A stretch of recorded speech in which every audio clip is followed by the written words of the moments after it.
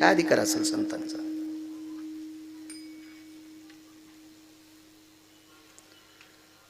50 वर्ष मंत्री राहिलेल्या माणसाला सुद्धा लोक कटाळतील, आणि संध्याकाळी ठिकाणा नाही ते पण म्हणते ना चट माहिती मला त्याचं, मला चट माहिती त्याचं चट. बायको जागवायची, बायको कदरली त्याला. 50 वर्ष मंत्री राहिलेल्या माणसाला माणसं फेकून बोलते. व्यापारातली काय कथा असेल प्रकाशराव, शैक्षणिक क्षेत्रातली काय, मला माहिती त्यानं काय पुस्तकं पाठ केलीत, मला चट पाठ आहे असं म्हणतात लोक. शैक्षणिक क्षेत्रातल्या माणसाला सुद्धा. शेतीतल्या माणसांनी प्रचंड काम करा, चट माहिती महाराज आम्हाला त्याची कशी शेती आहे. म्हणजे खालची आपण जेवढी मोठे आहेत का, आपल्याला इकतचा चुना घेऊन लावणारी माणसं कुंटालानं सापडतील. इकतचा गरी जर नसला तरी पण. महाराज संतांच्या बाबतीत नुसतं रस्व दीर्घापुरतं चुकीचं बोलायला कोणाची मायवेली, एवढा अधिकार संतांचा आहे. म्हणून देहूतल्या मालकांनी म्हणावं मस्त कचरणी ठेवी तसे, एवढा अधिकार. काय पुरुषार्थ आहे संतांचा. संत शिरोमणी नामदेवराय बाजाराला गेले, वेळेस सुरू कीर्तन वेळेस सुरू केले. आपणही नियमाचे बंधन पाळायचे. बाजाराला गेले नामदेवराय. नामदेवरायांचा बाजाराचं काम म्हणजे कपडे विकायचा व्यवसाय. कुळानं शिंप्याच्या कुळात जन्माला आले. साधूला जातीचा संबंध नाही, साधूला वागण्याचा संबंध आहे. साधूनं फक्त वागावं, चांगलं वागावं. तो कोणाही जातीत जन्माला आला तरी हरकत नाही, फक्त त्याचं वागणं गोड असावं. तिथं साधूला किंमत असते. आपल्या संप्रदायात वागण्याला किंमत आहे, जातील नाही. जात ज्याच्या त्याच्या पोरापोरीचे लग्न करण्यापुरती असेल. वागणं मात्र ज्याचं चांगलं आहे, चंद्र सूर्य तोपर्यंत त्याचं नाव झळकलं जाते. शिंप्याच्या कुळात जन्म झाला. कपड्याचं दुकान विकायला गेले. काही अर्धावट कपडे विकले. त्या अर्धावट कपडे विकल्यावर त्याच्यातल्या अर्धावट कपड्यांचे पैसे आले, आणि अर्धावट कपडे त्या अर्ध्यातल्या अर्ध्याचे पैसे आले, आणि अर्धे तर उधारच नेले. ते अर्धे उधार नेले, त्याच्यातले 4 आण्याचे पैसे येणार, आणि 4 आणे तो डुबिणार आहेत, नाव सांगून नेलेत नाही. असं गिराईक ते नामदेवराय होते. आणि अर्धी कपडे जी उरून आली ती रस्त्यानं एका चारवाक पांचट हलकट माणसानं नामदेवरायला थोडस वेठीस धरलं. आपण वारकरी आहात हो, मग जसं उघड्या माणसांना कपडे द्यावा अशी तुमची भावना आहे, मग दगड नाहीत का उघडे? दिगंबर बाबा दगड नाहीत उघडे. नामदेवरायला वाक्य बघ, दगड नाहीत का उघडे? महाराज हलकट अशा तोंडास काय लागावं, म्हणून नामदेवरायनं उरलेली कपडे त्या दगडांना घातली. दगडाला सापडा का तुमच्या जिल्ह्यात असा कपड्याचा दुकानदार तो दगडाला कपडे घालितो? फाटके तरी, फाटके कपडे तरी कशाला घालतील? हे गॅरेजवाले फाटके बी विकत घ्यालेत हात पुसायला. काहीच राही ना, काही सगळं इकत, सगळं.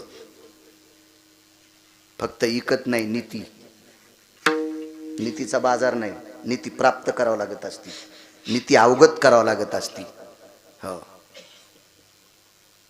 खोटं पण इकत बरं, खोट्याचा पण बाजार आहे, पण बाजार नाही फक्त भारत देशात नीतीचा. नीती म्हणजे आचरण. आचरणाचा बाजार भरू शकत नाही. आचरण हे प्राप्त करावं लागत आहे, अवगत करावं लागतंय. विठाला विठाला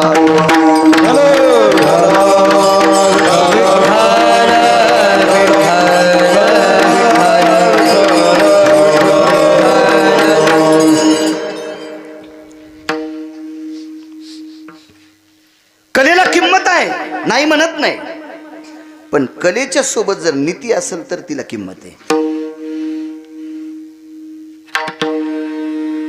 शब्द फेक आहे, वक्तव्य छान आहे, भाषा शैलीवर प्रभुत्व आहे,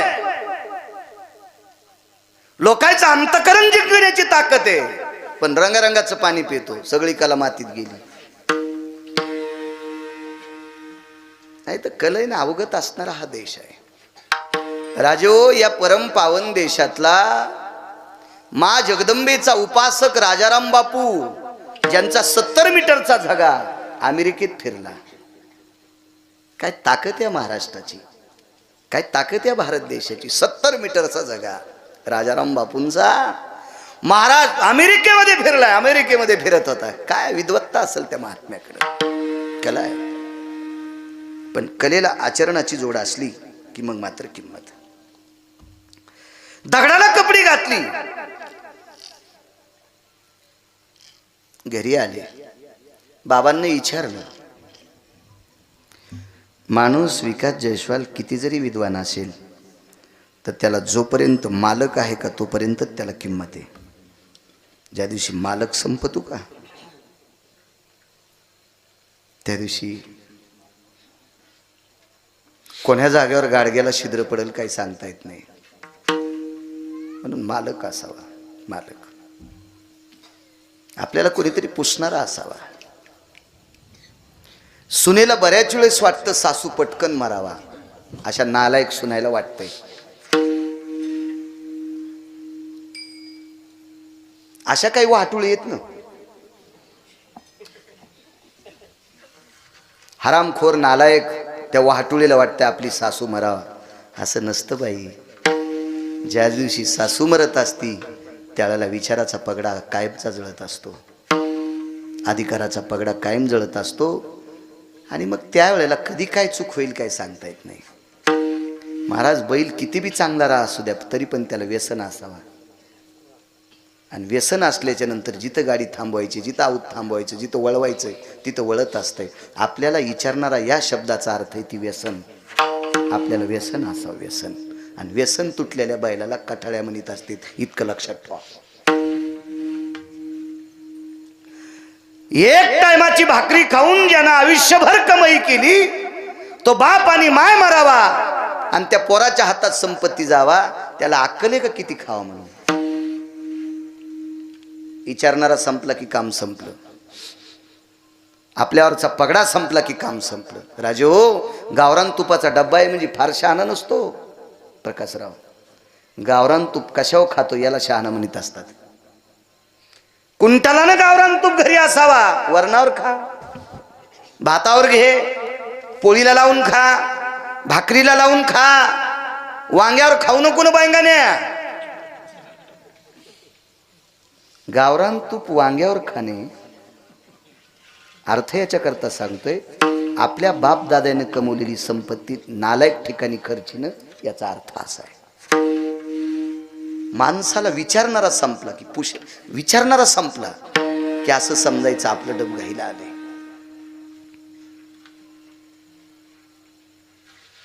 युगसन म्हणला, महाराज माय बाप कौरक पुरतील. तुझ्या बुद्धीची लेकरं तयार होते, दे कारभार स्वप्न. तू त्याचा विचारणारा तयार होय. मालकाचं आधिपत्य तू घे, तू घे. साखळी लावली विटेवरच्या मालका नाही, साखळी. महाराज का अधिकार माझ्या संत शिरोमणी नामदेवरायचा, पण विचारणारे बाबा आहेत, विचारणारी आई आहे. नाव आहे गोणाबाई. नामा मी नाही म्हणालो बरं, आई साहेब म्हणतात. नामा जी आई साहेब, जी जी जी. किती कापडं विकली, एवढी एवढी विकली. या या लोकांनी पैसे दिली, अशा अशा बायका आल्या, त्यांनी उधार नेले, उधार कपडे नेले, उधार. बर, मग एवढी कपडे विकली, इतक्याची पैसे आली, इतकी उधार झाली. मी एवढी टोपरे तुम्ही शिवली होती, एवढ्या कुंच्या शिवल्या होत्या, एवढे दुपटे शिवले होते, एवढे आंगडे शिवले होते. आंगड म्हणणं वेगळं वाटतं लोकायला, वेगळं वाटतं, वेगळं वाटतं, वेगळं वाटतंय. हो, आपले शब्द बोलायला लाज वाटते काय काय लोकांना, लाज लाज लाज वाटते. हो, आणि काय म्हणून भारत देशाचे महाराष्ट्राचे सांगायचे, इकडंच कशाला पुळका सांगतात. मग आपलं बोलायचं जर कंटाळा येत असेल तर. महाराष्ट्रातल्या हिंदू संस्कृतीतल्या लेकरांनी बापाला बाबाच म्हणावं. किमान मराठी बोलणाऱ्यांनी बाबाच म्हणावं, बाबाच म्हणावं, बाबाच म्हणावं. आईला आईच म्हणावं. काय भंगिरे शब्द अंगाला चिटकून घेता आणि गंध लावून फिरता आणि स्वाभिमानानं सांगता आम्ही हिंदुत्व आहे. चोंभाळ्या गप्पा आहे, ते नाटकं आहेत सगळे नाटकं. कशाला सप्तेन, कशाला कीर्तनन, कशाला भागवतन, कशाला रामायण, कशाला लोकांचे टाइम मातीत घालता. निदान कीर्तनकाराच्या पोरायनं तरी बापाला बाबा म्हणावं आणि माईला आई म्हणावं. ते पण म्हणतो पप्पा कीर्तनाला गेले, वा रे पापिया. आणि डॅडी कीर्तनाला गेले, वा वा वा. शोकांतिक आहे. चला आई ग, काय शब्द आहे. ही एवढी कपडी विकली, एवढ्याची पैसे आली, एवढी उधार गेली, राहिलेली कपडी येताना काही गरीब लोकांना घातली. त्याने मागितली होती, नाही म्हणून घातली. पैसे देतील, नाही दिले तर घेऊन येईल. सहज शब्द गेला तोंडातून. नाही दिले तर त्यांना घेऊन येईल. दुसऱ्या बाजाराला ही 15ची 15 दगडं टोपल्यात टेकून घरी आणली. अख्खा मंगळवेढा, अख्खं पंढरपूर हसत होतं. काय दामाजींचा नामा पागल झालाय, गोणाबाईचा नामा पागल झाला, राजाबाईचे मालक पागल झाले. बाई धुण्यासाठी चंद्रभागेला गेल्या. एक शेजारीन भेटली. राजाई जी, कमाले बाई तुझा संसार करायची. काय झालं हो, काय किती वेडपट नवरा आहे ग तुझा. त्यानं म्हणे दगडाला कपडे घातले. राजाईला माहित होतं माझे मालक किती अधिकारी आहेत. हे दुसऱ्याचे घर फुकणाऱ्या बायकायला काय कळणार आहे नामदेवरायाचा अधिकार काय होता. तुझे बाबा म्हणे सरदार आहेत. हो माझे बाबा सरदार आहेत. मग एवढे मोठे तुझे बाबा सरदार असताना ज्याला माणसातला दगडातला फरक कळत नाही अशा नवऱ्याला सोबत तुला कसं दिलंय. तू लग्नच कसं लावलं तुझ्या बाबाला, कळत नाही का तुझ्या बाबाला काय. तिनं सांगितलं, बाई तुम्हाला माझ्या मालकाच्या बाबतीत काय म्हणायचं असेल तर म्हणा, पण त्रिभुवनात माझ्यासारखी सुखी बाई कोणीच नाही की तिला नामदेवरायासारखी पती आहेत. त्रिभुवनात सुखी कोण नाही, त्रिभुवनात सुखी. एक छोटासा मुद्दा मांडतो.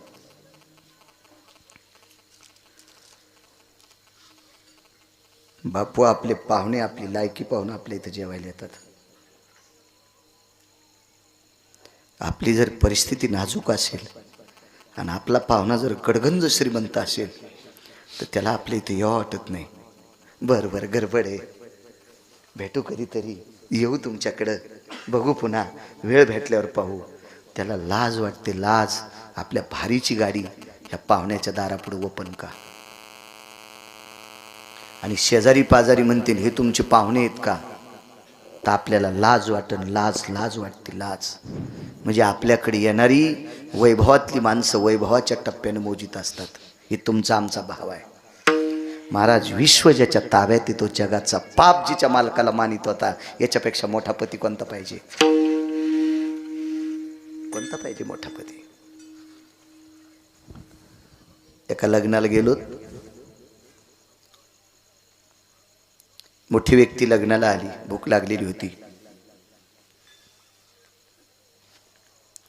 आणि भूक लागल्यामुळे ड्रायव्हरला सुद्धा वाटत होतं आपण जेवावं. साधारण मंडप होता, फाटक्या तुटक्या चटया होत्या, पत्र्यावर भाजलेल्या मोठाल्या पोळ्या होत्या, सकाळी फोडणे दिलेल्या भाज्या, वरण होतं आणि सगळी माणसं पंक्तीला बसली. पण त्या पंक्तीत त्याच्या इतका एकही श्रीमंत नसल्यामुळं त्या पंक्तीत तो जेवला नाही. तो एका धाब्यावर जाऊन जेवला. त्या धाब्यावर ज्यानं स्वयंपाक केला होता ते 8-8 दिवसाला एकदा आंघोळ करीत होतो. पण तिथं मला बसायला टाकली अशा खुर्च्या होत्या. महाराज आपल्या रक्ताच्या नात्यातले हरामखोर पाहुणे आपल्या प्रतिष्ठेचा विचार करून आपल्यासोबत जेवतात, आपल्यासोबत अनुकरण करतात. आपल्याला किती श्रीमंत करायचं आणि किती भिकारी करायचं ज्याच्या हातात जगाचा पाप नामदेवरायाच्या सोबत विटेवरचा खाली उतरला आणि पानग पानग पानग भाजी नाही, मिठाच्या कड्यासोबत खाल्ली. पाषाणाची मूर्ती कापे थरा थरा, जीवी भरा भरा नाम्या सवे. काय अधिकार आहे ते बाईनं सांगितलं, बाई तुम्हाला काय म्हणायचं ते म्हणा, पण त्रिभुवनात माझ्यासारखी वैभवशाली बाई कोणी नाही की जिला नामदेवरायासारखं पती आहे. नामदेवरायासारखं पती आहे.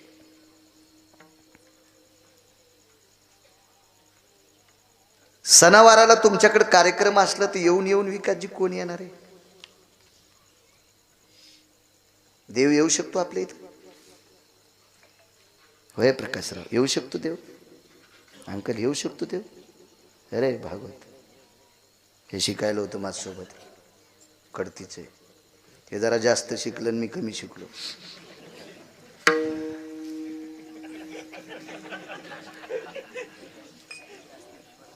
हा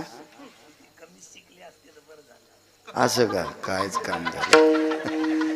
हो माझ्यासोबत तू कमी शिकला असता तर तू बी असाच झाला असता रे महाराज. काय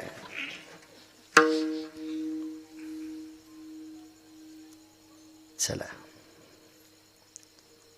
जगाचा बाप दिवाळीच्या दिवशी दिगंबर दादा आंघोळीला. हो जगाचा बाप नामदेवरायाच्या घरी, जगाचा बाप.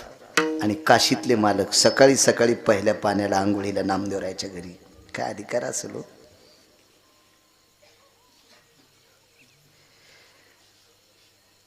बाईनं सांगितलं काही म्हणा, त्रिभुवनात माझ्यासारखी कोणी पुण्यवान नाही.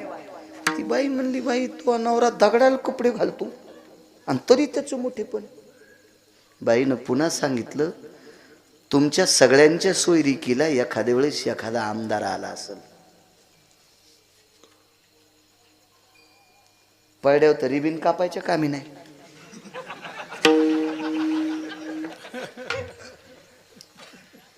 एखादा मंत्री आला असन, माग पुढं त्याच्या 100-200 लोक इकडं तिकडं, आणि पद गेल्यावर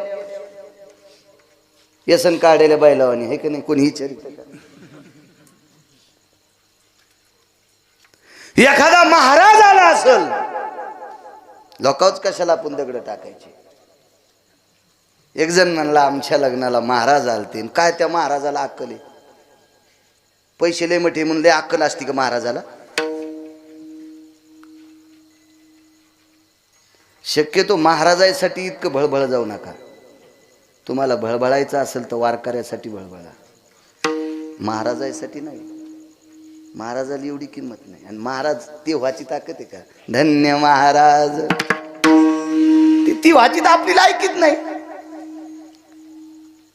तुमचं अंतःकरण जर कालबिल होत असेल तर वारकऱ्यांसाठी होऊ द्या, महाराजासाठी इतकं नका होऊ देत जाऊ.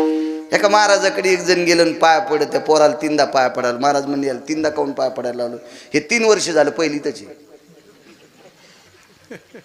महाराज म्हणले, मग माझ्या कशाला पाया पडायला नाही? नाही तुम्ही हात टाकान जरा पास होईल. ते म्हणले, माझ्याच पोराला 20 वर्ष झालं गोळ्या चालू आहेत डोक्याच्या. मग त्या महाराजाच्या पोराला जर डोक्याच्या 20 वर्ष झालं गोळ्या चालू आहेत, तर त्याच्या पाया पडल्यावर तुमचं पोरग नीट होतं वय? पायाच पडायचं असेल तर मंदिरातल्या मालकाच्या पिंडीवर नमस्कार करा. पाया पडायचं असेल तर इथं जवळ नरशीला नामदेवरायाच्या पायावर डोकं ठेवा, समाधीवर डोकं ठेवा. इथं जवळ नागनाथाचा अधिष्ठाने, तिथं पाया पडा. वारकऱ्याच्या आयुष्यभर रामकृष्ण नामाचा जप केला. इथं एक कमाने गुरुवर्य, मला वाटतं श्रीराम महाराज निष्ठावंत वारकरी, आयुष्यभर रामकृष्ण नामाचा जप केला. अशा निष्ठावंत वारकऱ्यांच्या समाधीवर डोकं ठेवा, तुमचं कल्याण होईल. महाराज तर भजे ताळणाऱ्याला बी महाराज म्हणतात. हे वस्ताद महाराज आहेत, वस्ताद. हे मिरच्याचे भजे तळतात हे महाराज. माळ एक त्याच्या गळ्यात. कोणाला महाराज कडीला मीठ नाही, कडीला मीठ नाही, गर्दी जमा झाली खिचडी कढी खाण्यासाठी. आता दुकानाहून मीठ आणण्यापेक्षा त्या वस्तादनं बनेलच कडीत टाकली. 15 दिवस झालं धुतलेली नव्हती, कडीला मीठ टाकायचं कामच नाही. आणि त्यालाही महाराज एक माहिती आहे का तुम्हाला, पाया महाराजांच्या पडा म्हणलेत नाही, मस्तक हे पायावरी मस्तक हे पायावरी या वारकरी संतांच्या वारकरी संतांच्या वारकरी संतांच्या वारकरी संतांच्या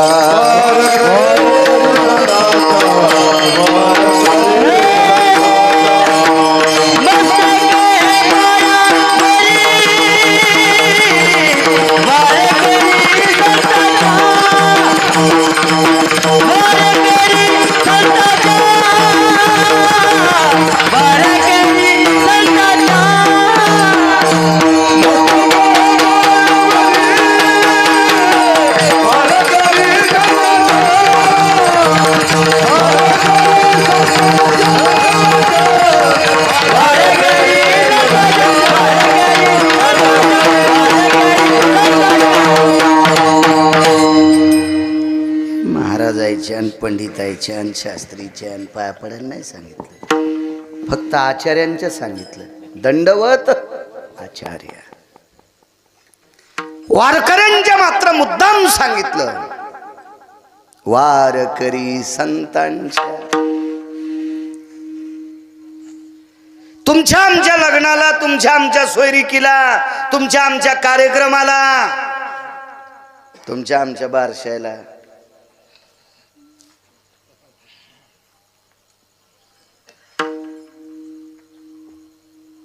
कोणी येईल कसराव काय सांगायचं नाही. राजाईनं चंद्रभागेच्या पात्रात त्या बाईला सांगितलं, बाई या मालकासोबत सोयरीक जमिन्यासाठी जगाचा बाप आलता ग, जगाचा बाप आलता, विश्वाचा बाप आलता ग बाई, पंढरीतला मालक आलता ग बाई, काशीतले मालक आलते. तर ती बाई म्हणली, काशीतले मालक कवा आले? पंढरीतले मालक आले की त्यांच्या डोक्यावर काशीवरचे मालक आहेतच. काशीतल्या मालकांची पिंड पंढरपुरातल्या मालकाच्या डोक्यावर आहे. जरा भान असल्यासारखं पंढरपूरला जायचा. निघाले आपले कसे ते चालले म्हणून मी चालले. निघली दिंडीमध्ये, शेंगदाण्याच्या पुड्या घी, राजगुऱ्याच्या वड्या घी आणि घाल थैलीत. आभाळानं राजगुऱ्याच्या वड्याला पाणी सुटलं आणि शेंगदाणे फुगले, थैलीतून उगले. थैलीतून भैमुग उगला, थैमुग थैलीतून चालली पंढरपूरला.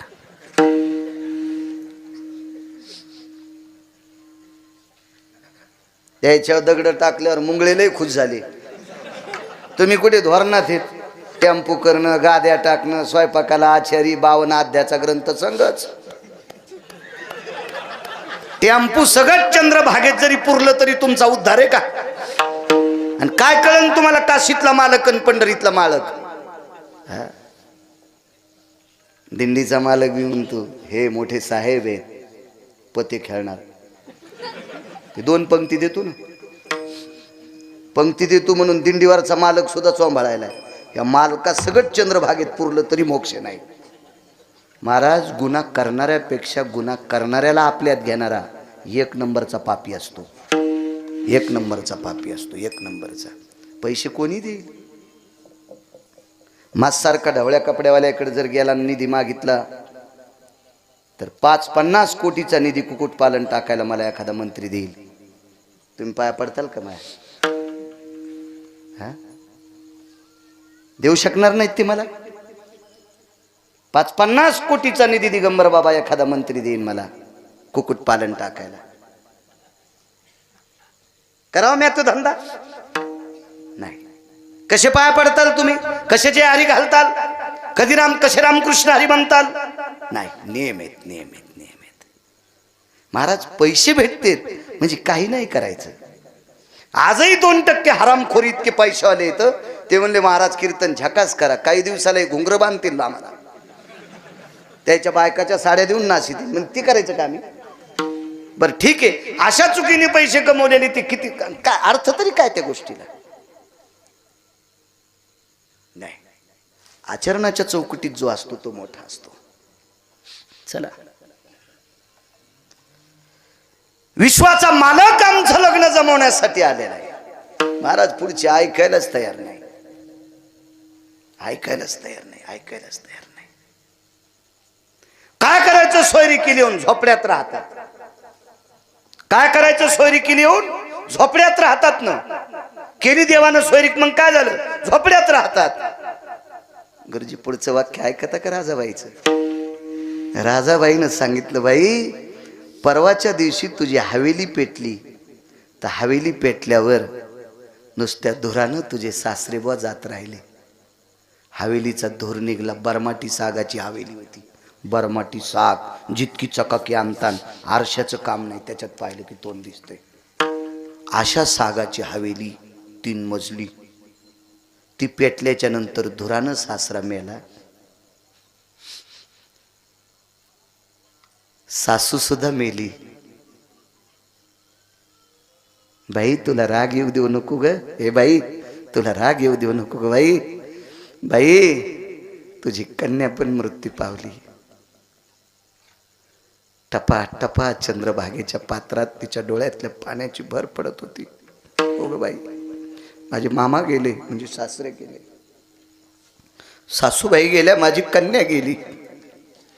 राजाबाईनं सांगितलं, बाई तुझ्या दुःखावर जखमेवर मीठ टाकायचं मी काम करत नाही. मी तुला याच्याकरता सांगते, मी माझ्यासारखी त्रिभुवनात पुण्यवान कोणी नाही की जिला नामदेवरायासारखा पती आहे. ऐका, मी झोपड्यात राहते, पण माझं झोपडं पेटून दिल्यावर आमच्या 14-15 लोकातलं एक सुद्धा मृत्यू पावलं नाही.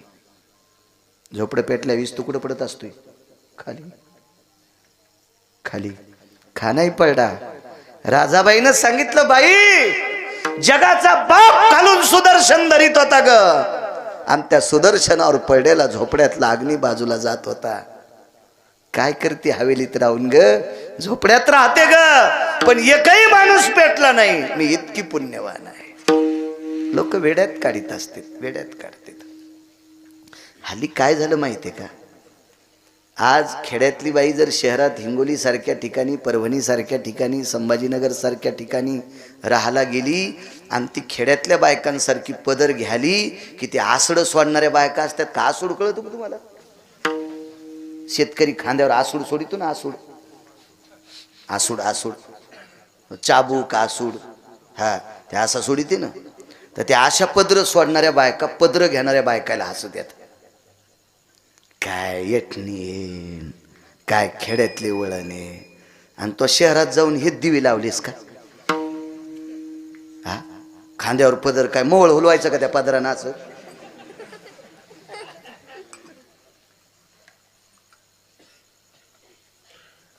एके दिवशी, 4-5 दिवसाचीच गोष्ट आहे, आमची टरबूज गेले रानात. ते टरबूज चांगले झाले. तर 36 टन ज्या गाडीत टरबूज बसते, ते गाडीचा मालक बिचारा आपला आलं, ते व्यापारी, ते चांगला माल आहे वगैरे वगैरे वगैरे. ज्यानं आमच्या रानात टरबूज लावले त्याला मालिक मालिक मालिक मालिक करू लागले. त्यानं आमच्या रानात लावले टरबूज, आणि मी धोत्रावर आपलं धोत्राचा असा गोळ धरला आणि चलू लागलो. काही नाही.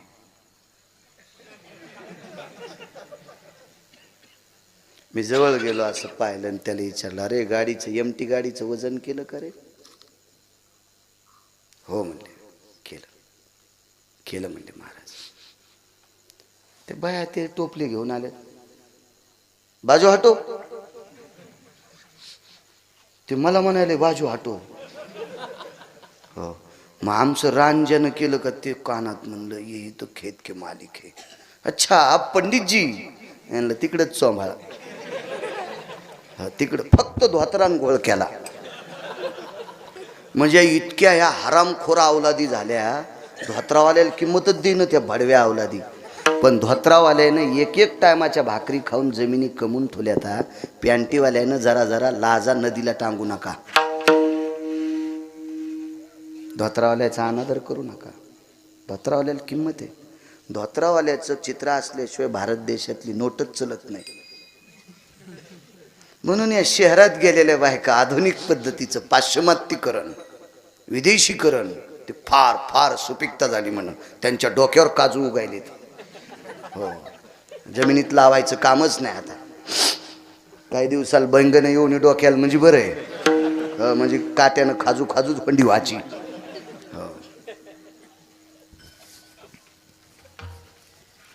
भारत देशाच्या न्यायाप्रमाणे, महाराष्ट्राच्या न्यायाप्रमाणे त्या पद्धतीनं राहणाऱ्या लोकांना ही काल परवाची वेड्यात काढतेत, वेड्यात. पण नाहीत, हीच माणसं अधिकारी आहेत. कधी बी लक्षात ठेवा, जुनं ते सोनं आहे, येईल जुन्यावर काळ. थोडस थांबा. लवून चोपून पदर घेणाऱ्या बाईचे केस पिठल्यात पडतच नसते. पिठल्यात, चपातीत, भाकरीत केस कोण्या बाईचे निघतेत? जिच्या डोक्यावर पदर नाही तिचे. कव्हा दातळ पुढंच, आरशा पुढंच. हो, चपाती तुटता तुटन तरी ते बैल म्हणला, महाराज तिला राहाचाच लय नाद आहे. ते 2 पायाचा बैल तरी म्हणला तिला राहाचाच लय नाद आहे. म्हणलं वा वा, सिनेमात पाठवा, इकडे नका दिवे लावायला ठेवू. हाय ते इजी त्यान. विठाला विठाला. विदेशीकरण फार सगळं थोडं डोक्यावर घेतलं. हे विकासाचं लक्षण नाही, हे प्रगतीचं लक्षण नाही, हे नाविन्याचं लक्षण नाही, हे अधोगतीचं लक्षण आहे. ह्याच गोष्टी जर मोठी अनुकरण करत राहिले तर उद्याचे आपले नातू पण तू काय करतील, हे किती टक्के कपडे घालतील याची सुद्धा भीती वाटेल. उद्या भीती वाटेल, हे कशा पद्धतीचे कपडे घालतील. चला, बाईनं सांगितलं, माय तुझी हवेली पेटल्याच्या नंतर सासू सासरे गेले, तुझी एकुलती एक कन्या गेली ग बाई, लक्ष्मी स्वरूप कन्या गेली. आमच्या झोपडं पेटलंय तरी पण अग्नी बाहेर पडतोय. विटेवरचा मालक सुदर्शन धरतो आणि विस्तू बाहेर टाकतो. इतकी पुण्यवान आहे मी, मला नामदेवरायासारखे पती प्राप्त झाले. किती मोठा अधिकार, किती मोठं नाविन्य, किती मोठं वैभव. वेड्यात काढते साध्या लोकांना. अख्ख्या मंगळवेढ्यामध्ये आणि पंढरपूरमध्ये परिसरात चर्चा झाली, गोनाबाईचा नामा वेळाय, दगडाला कपडे घातले. आणि नामदेवरायांनी ही 15ला 15 दगड, प्रकाशराव बिडकर, ती दगड आपल्या देवघरात कोंडून ठेवली. जिथं देवाचं अधिष्ठान जनाबाई राहतो त्याच्या झोपड्यात, तिथं कोंडून टाकले, दोरी बांधून टाकली. कारण कवाड थोडं असतं झोपड्याला. आणि बाबा मंगळवेढ्याचं भांडार सांभाळून आले आणि बाबांना सांगितलं, बाबा हे उधारी न देणारे हे इथं कोंडून टाकले. काय कोंडलं होतं? विकासराव दगड, दगड कोंडले. प्रकाशराव दगड, काय वानवात न पुरे वाणी, दगड कोंडली. बरीच लोक बघायला आली, बरीच लोक बघायला आली. तुम्हाला एक सांगू का, जी माणसं अपघात पाहायला जाते ती माणसं मातीला जात नसतात. एक लक्षात ठेवा. एखादा व्यक्ती जर विहिरीत पडून मृत्यू पावला ना, तर पाहाला 1000 लोक जातील, त्याच्यातले मातीला किती येते ते सांगा. म्हणजे लोकांना आघात पाहायचा छंद आहे. हो, त्याला आतिषबाजी काही असा शब्द आहे ना, म्हणजे अतिताईपणा ऐकायचा नाद आहे, अतिशोक्ती पाहण्याचा नाद आहे, कर्तव्याचा नाद नाही. काही पडलेल्या माणसाचा सेल्फी घेते, नामकं घेते, लगेच टाकते ना, असं झालं तसं झालं. अंत्यविधीला कोण जातोय? कोण नाही, कोण नाही, कोण जात नाही. एखादी गोष्ट काही घडली ना, इतकी बघायची संख्या. गोनाबाईच्या नामानं म्हणजे दगडच कोंडलेत, म्हणजे दगडच कोंडलेत, दगडच. अख्खा परिसर बघायला. दामू शेट्टी येता येता रस्त्यान म्हणजे वा वा वा वा वा, काय मुलगा आहे. कपडे दगडाला घातले आणि ते दगड पैसे देत नाहीत म्हणून कोंडून टाकली. नुसती मान खाली घालत घालत आले. विटेवरच्या मालकाला विचारलं, देवा काय संसारात जगिन्य माझ्या मांडलंस रे. घरी आल्याच्या नंतर नामदेवरायांनी सांगितलं, बाबा ही बघा, ही गिऱ्हाईक इथं कोंडून टाकलंय. दोरी होती रक्ताची केलेली, रक्त म्हणजे धोतर होतं, त्याची दशी फाडीन त्याची दोरी ती ताटवा बांधून गाठ सोडल्याबरोबर आतमध्ये पाहिलं 15ची 15 दगड सोन्याची झाली. 15ची 15 दगड सोन्याची, 15ची 15.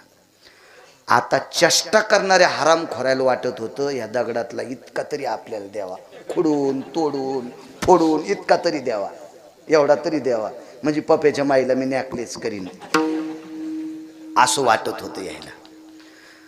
गोनाबाईनं सांगितलं, नामा अरे गरीब गिराईक, मोठमोठे लोक पैसे बुडीतेत, गरीबाला कोणून काय फायदा आहे, त्याच्या घरी नेऊन घाल. पुन्हा दगड टोपल्या. आता चांगल्या चांगली श्रीमंत नामदेवरायाच्या माग डोंगराव कुठं टाकीत येत. दिगंबर बाबा आपल्याला घ्यायचे, ते घेण्यासाठी माणसं पळायलेत. नामदेवरायाच्या टोपल्यात येत तोपर्यंत दगड होते, पण सोन्याचे होते. आणि नामदेवरायाच्या टोपल्यातून खाली पडले की दगड दगडाची झाली. कोणाची ताकद आहे? या संतांची. म्हणून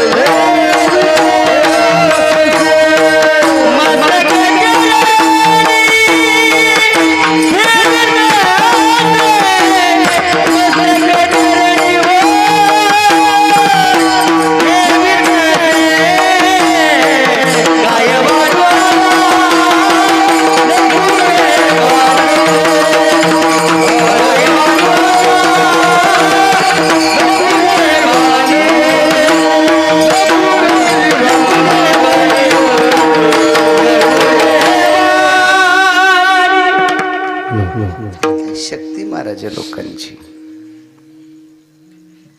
भगवान शिवजींचं अधिष्ठान आहे. एकदा माझ्या मर्यादा पुरुषोत्तम प्रभू रामचंद्रांनी एका लिंगाची स्थापना केली. त्याला रामेश्वर म्हणतात. बरोबर आहे? रामेश्वराची स्थापना रामांनी केली म्हणून रामेश्वर नाव. कोण्या राज्यात येते? तामिळनाडूमध्ये. हो निदान आपले देव संत कोण्या राज्यात हे लक्षात ठेवा. हिरोण्या लेट होतात, नट लेट होतात, ते काय वाईट नसतं बिचारे.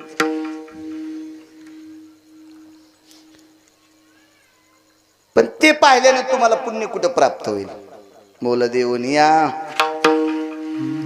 नटाचा तो वेश.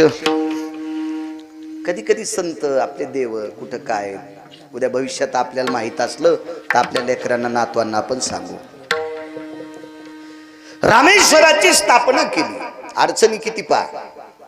मर्यादा पुरुषोत्तम रामचंद्र ज्या वेळेला रामेश्वराची स्थापना करायची ठरली त्यावेळेला जंगलात आहेत. प्रभू रामचंद्राकडे माझ्याकडे जे रुमाल आहे का, एवढा सुद्धा रुमाल नव्हता प्रभू रामचंद्राकडे तोंड पुसायला. इतका पण अंगावर जे कपडे होते ती झाडाची साल होती. मला कपडे द्यायचेत, किती दिवस नेसवायचे किंवा कोण्या दिवशी दुसऱ्याच्या हाताने नेसवायचे हे दिवस लक्षात असेल ना. त्याला शेवटचा दिवस म्हणतात. आणि त्या कपड्या सगळं पेटून देतात किंवा दफन करतात. हा शेवटचा दिवस आहे. हे ज्याच्या हातात आहे त्याला तोंड पुसायला सुद्धा रुमाल नव्हता. कशी प्राणप्रतिष्ठा करायची शिवजीची? सोबत एकच व्यक्ती आहे, लखनलाल. मर्यादा पुरुषोत्तम रामचंद्रांचे बंधू शेषशाही भगवान एकच एकच. बाकी सगळे पशु आहेत गुरुजी, सगळे पशु. 18 पद्म वानर, 72 कोटी रीस आणि 56 कोटी गोलांगूळ. आता मागे कळसाचा कार्यक्रम झाला, विद्वान ब्राह्मण आमंत्रित केले, पूजा मांडल्या होत्या, इथं हवनकुंड केले, ते फार मोठा कार्यक्रम झाला, छानसा. मंदिर नवीन बांधलं, सगळ्या गोष्टी. किती खर्च, किती गोष्टी. पण आपल्याला शक्य होतं ते. बाजारपेठ जवळ आहे, मोठी मोठी दाते आहेत, यजमान आहेत, पैसे देणारे, धान्य देणारे. तिथं कोण होतं?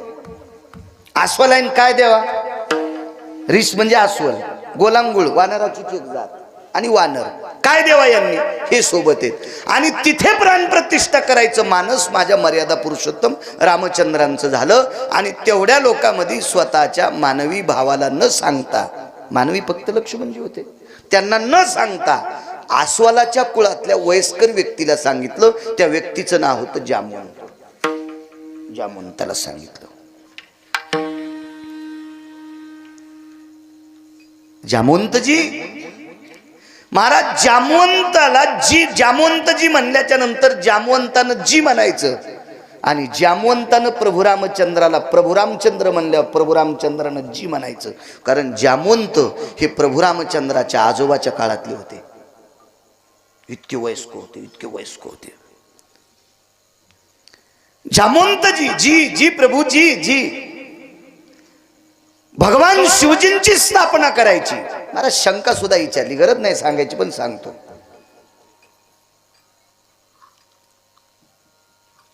स्वयंपाक करताना बाईनं भाकर भाजता भाजता, चुलीवर भाकरी पाचता पाचता तंबाखूला चुना लावण्यापेक्षा लसूण सोलला तर बरं होईल. समज, भाकर आता तयार पचायली आणि वेळ एक फालती उलती करायला, तितक्यात लसणाच्या कातळ्या सोडायच्या, फोडणीला कामी येतील, मौऱ्याजवळ घ्यायच्या, फोडणीला कामी येईल. पण भाकर पचूस तर टाइम कुठं घालायचा म्हणून तंबाखूला चुना लावला. कुठे नाही तसं. चांगल्या कामासाठी जरसा वेळ खर्च करतो. विचारलं, मर्यादा पुरुषोत्तम रामचंद्रांनी प्रभू रामचंद्रांची, आपल्या भगवान शिवजीची स्थापना का केली? त्याचं कारण होतं महाराज, रावण हा प्रचंड विद्वान आहे, रावण हा प्रचंड शक्तिशाली आहे, रावण हा प्रचंड श्रीमंत आहे. बस झाल्या 3 व्याख्या. विद्वान आहे, शक्तिशाली आहे आणि श्रीमंत आहे. या 3 गोष्टी ज्या वेळेला एकत्रित येतात का, बळेविन शक्ती बोलून, बळेविन शक्ती बोलून,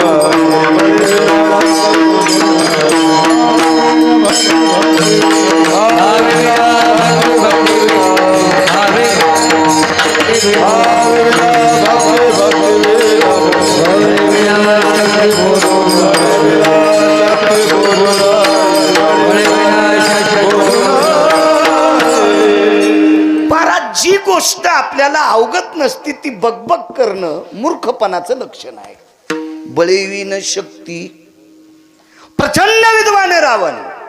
मला सांगा, बंदुकी वालं पुढं उभं आहे, ते म्हणलं मी तुला हाणतो, आणि इकडचा म्हणला थांब तुला एका फटक्यात पाडितो, काठी घेऊन कवा जाशील, त्याने ते बटन दाबल्याबरोबर मरण. मूर्खपणा आहे. बळेविन शक्ती बोलू नये. बोकड्याची शिंग वाढे गुरुजी, शिंग जरा लांबच वाढे, बोकड्याची शिंग जरा शिल्लकच वाढे. काही लोक कशाचं वजन टाकतील काही मिळच नाही.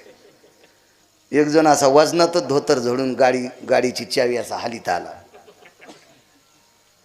गाडीची चावी असं हालीतच आला. तर हे म्हणलं ती हातातून निष्ठली तर मग डोळा फोडीन, नाही तर पुढच्याचा फोडीन. तुला मग खपतच नाही म्हणे. अरे म्हणलं तू न खपण्याचा आणि याचा काय संबंध आहे? हा, तुझी लायकीच काय, न खपण्याचा विषय काय? नाही म्हणला तू जिरवायसाठीच गाडी घेतली. मला म्हणला तू जिरवायसाठीच गाडी घेतली आणि चल बघायला. मित्रच होता. मी बघितली गाडी, म्हणलं चांगली. चांगली म्हणजे चांगली म्हणावंच लागन तुला. नाही बरं, चांगली गोष्ट आहे, चांगलीच म्हणलं. मी मुंबईला गेलो तर आम्हाला गाडी घ्यायला आली एक.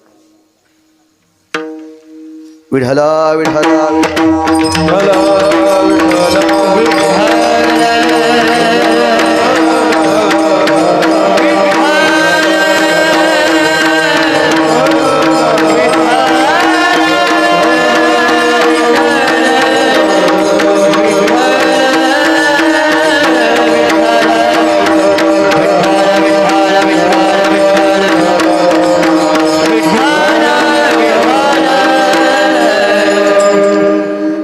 मंडप सुना सुना वाटत होता आज. वा. अध्यात्मातली माय आमची.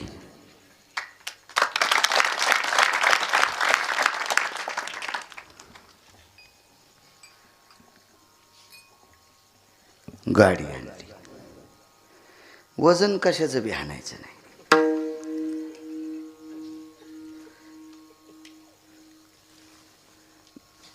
हार वरून टाकला.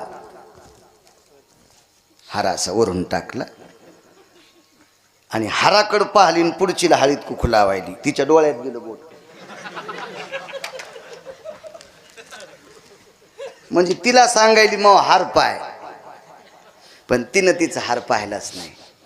ती म्हणली हार, ते म्हणली बँटेकचा आहे. तुला कस काय कळाला? आमच्याच दुकानातून ते नवऱ्याने घेतलाय. वजन कशाचं आणतील काही मिळच नाही. तुम्हाला एक सांगू का, परमार्थातल्या लोकांना सोन्याचे अंगठीचे याचे त्याचे गर्व नाही करायचे. कारण गर्व त्यानं करावा त्यानं फक्त घरचं खावा. कारण 5 किलो जरी सोनं गिरगावकरानं घातलं तरी आज वैजापूरची भाकर खाची बाळ्या तुला ध्यानात ठेवी. तुलाही श्रीमंत आहे ना, तर घरच्या रानात भजन करून पप्याच्या माईला डबा सांग. भिकार चोट कुठला लागला बोट हलवायला पंक्तीनं. इथं कडी वाडा आणि इथं शिरा वाडा. यम इथून भात तोडीन तो इथून. येडावणी करायला का सुंबळ्या? विडाला विडाला. महाराज आपल्या लोकांनी वजन फक्त आचरणाचं टाकायचं. दिगंबर बाबा विद्वत्तेचं पण टाकायचं नाही. कारण विद्वत्तेचं वजन चांगदेव टाकायला गेलते. विद्वत्तेचं वजन बाबाजी चांगदेव टाकायला गेले ज्ञानोबरायकडे. चांगदेव साधे नव्हते बरं. ते 64 काय होत्या हो. आणि विद्या किती मग? वा वा वा वा. याच्यानंतर पुढच्या वर्षी तुम्हाला विकासरावलाच फेटा बांधायचा आणि मी ऐकायला बसन. आनंद एका गोष्टीचा आहे. 2 का होत नाही पण हिरे निवडे. विठाला विठाला. 64 कला उगत असणारे चांगदेव. आपल्याला एक तरी कला आहे का? आपला सगळा कलकलाच. आणि असलीच आपल्याकडे एखादी कला तर काय पप्याची माय जागोय पुरती. दुसरं काय आपल्याकडं? 64 कलापैकी एक कला आहे सोनारानं 60 पद्धतीनं सोनं चोरावा. 6 वर 0 अश्विनी ट्रेडिंग कंपनी. 6 वर 0 60 पद्धतीनं सोनं ज्याला चोरता येते त्याला सोनार म्हणतात. हे चांगदेवाकडनं शिकायचं. चांगदेवाकडनं शिकायचं. चांगदेवाकडनं. महाराज शब्दाची फेक याला सुद्धा एक कला म्हणतात. कला. आपल्याकडं हरभऱ्याच्या पिठाला चून म्हणणं ही पुराणातली भाषा आहे. आपली पवित्र भारत देशाची भाषा आहे. कठाण म्हणणं ही पुराणातली भाषा आहे. हा. बेसन म्हणणं हे हलकटपणा आहे. विठाला विठाला.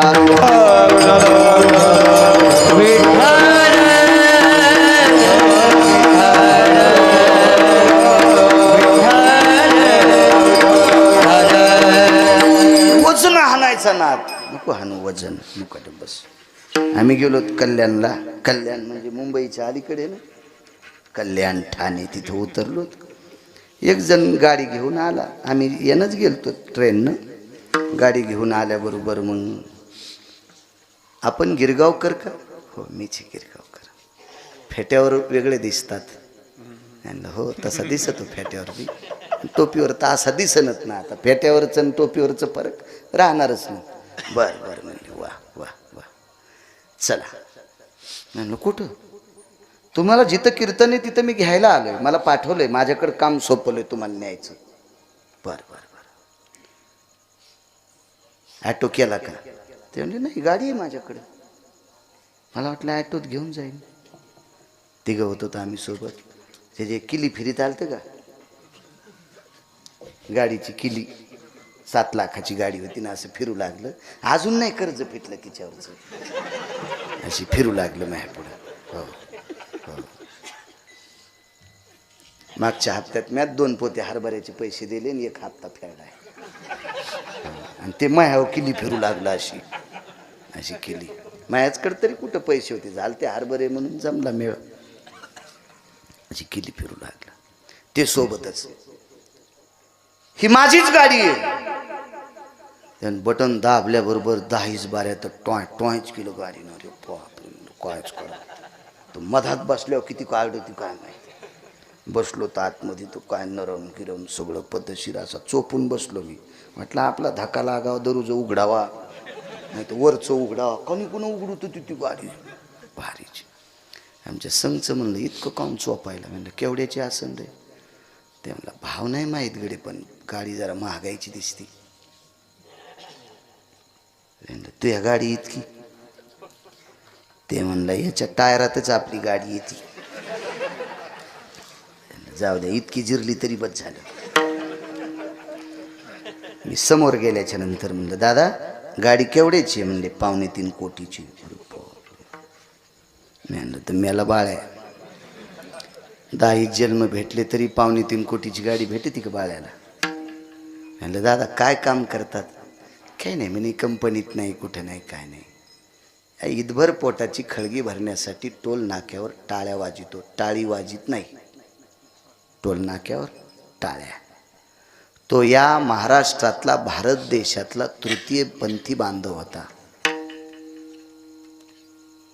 त्याने ईदभर पोटाची खळगी भरण्यासाठी गुरुवर्य टोल नाक्यावर टाळ्या वाजवावा आणि 2.25 कोटीच्या गाडीत बसावा. आमच्या संचलन म्हणलं याची जिरी तू का? मग काय जिरी तू बाळायची, जिरी तू का? पण आपल्या लोकांनी असे वैभव नाही आणायचे. आपल्या लोकांना आचरणाच्या मस्तीत राहायचं, आचरणाच्या मस्तीत. महाराज चांगदेवाकडे इतक्या कला. महाराज एकाच भक्तीच्या कलेनं चांगदेवाला पार जिरून टाकलं. काय ताकद. चला सांगतो पुढे योग भेटला तर. प्रचंड श्रीमंत रावण, हा नादी लागायचं नाही मोठ्यांच्या. प्रचंड शक्तिशाली रावण आणि प्रचंड विद्वान रावण.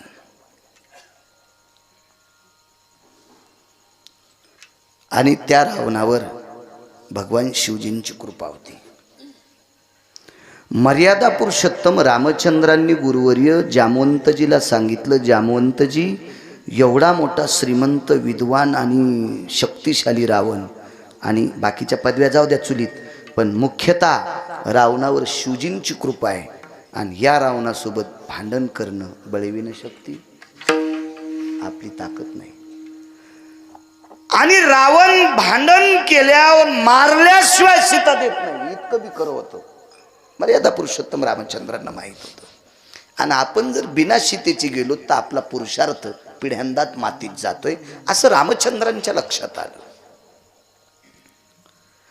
म्हणून जामवंतजीला सांगितलं आपल्यावर सुद्धा शिवजींची कृपा व्हावी, म्हणून समुद्राच्या तीरावर एका ज्योतिर्लिंगाची स्थापना करायचं ठरवलं.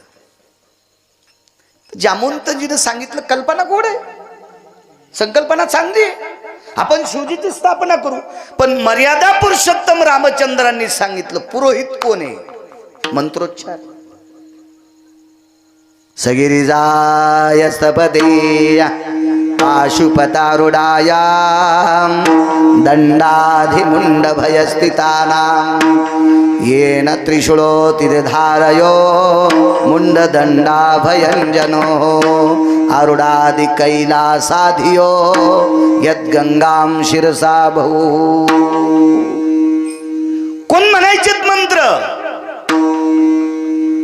विघ्नहरा सर्वस्तुतां गणानन्त्वां गणपतिः ततां सुतीश भयज्जायं नाशादि विघ्नाय.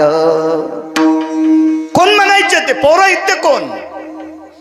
जामवंतजीनं सांगितलं, प्रभू आपल्याला अंतःकरणात भाव झालाय शिवजीची स्थापना करायची. काय वानवाता न पुरे वाणी, संतांची ताकद किती मोठी याच्यावर सांगतोय. आणि मग मी आणतो ना एखादा पुरोहित, आणि त्या ठिकाणाहून जामवंत एका गावात पोचले. त्या गावाचं नाव आहे लंका. लंकेत जामवंत आल्याच्या नंतर इतकी राक्षस खळबळली, हाना धरा बांधा. कारण गुप्तचरांनी सांगितलं हा प्रभू रामचंद्राच्या पक्षातला आहे. प्रभू रामचंद्राच्या पक्षातला. महाराज भावतालची इतकी येड्यावानी करीत येत, मोठाले सगळे एक असते.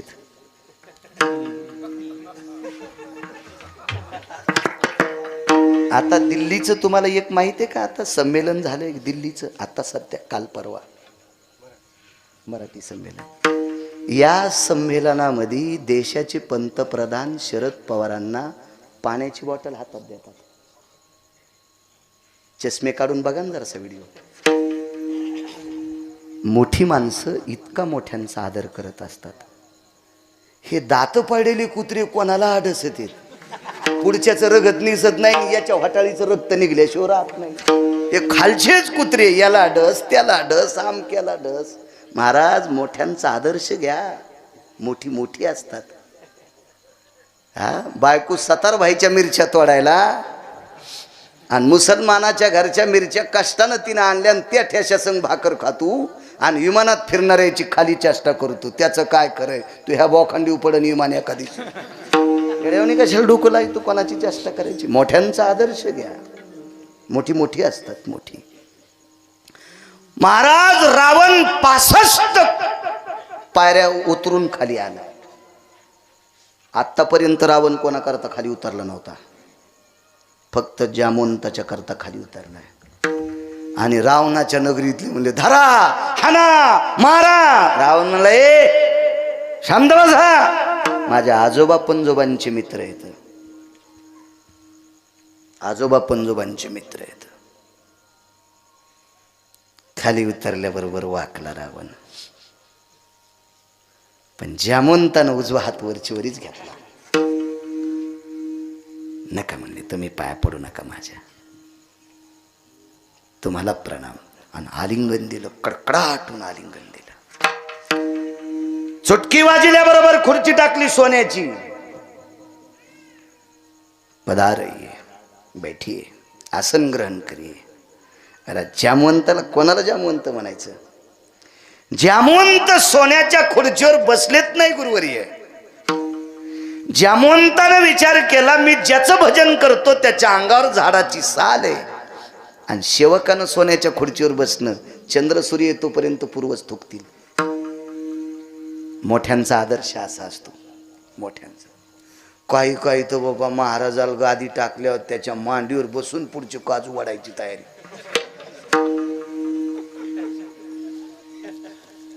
कायच काम बाबा, मर्यादा सांभाळायच्या. माझ्या माईंनो, हा महाराष्ट्र मर्यादेचा आहे. हा महाराष्ट्र पुरुषार्थाचा आहे. तो स्त्रीत्वाचा असेल, तो पुरुषत्वाचा पुरुषार्थ असेल. पुरुषार्थ आहे. महाराज सासऱ्यांच्या पुढून जाताना डोकं भरून पदर घेणे ही माझ्या महाराष्ट्रातल्या माईची मर्यादा आहे.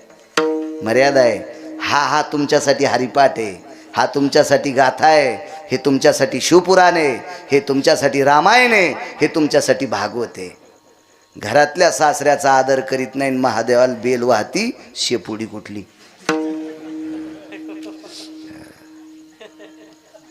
हे ती मेंढी, ती शेळी, कोण मानेन तिला? ज्येष्ठांचा आदर करणं हा सर्वात मोठा पुरुषार्थ आहे. तुम्हाला एक माहिती, काल परवा आमच्या सारख्या कीर्तन करणाऱ्याला जुन्या लोकांचा कटाळा येतोय. भडव्या, तुला लाज वाटायला पाहिजे हरामखोरा. गिरगावचा बाळू, तू काल परवा कीर्तनात पडलास, तुझ्या अगोदर परंपरा कोणीतरी इथपर्यंत आणली होती याची लाज ठेव. मागच्या जुन्या लोकांनी जर परंपरा इथं नसता आणली तर तू कुठं काय पाकिस्तानमध्ये गेला असता का नमाज पाडायला. आम्ही मोठ्यांचा आदर करणं हा पुरुषार्थ आहे आमचा.